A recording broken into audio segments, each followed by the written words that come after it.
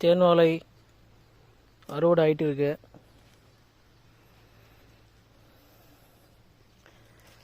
இன்றைக்கி market rate காட்டில் எடுக்கிறாங்க தோட்டத்தில், அதோட ரேட்டு 30.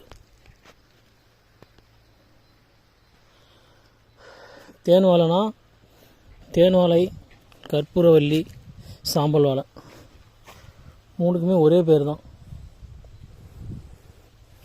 நான் கடைக்கு போனால், அதாவது எப்படின்னா சேலம், நாமக்கல், தருமபுரி இங்கெல்லாம் பார்த்திங்கன்னா தேன் வாழை சொல்லுவாங்க.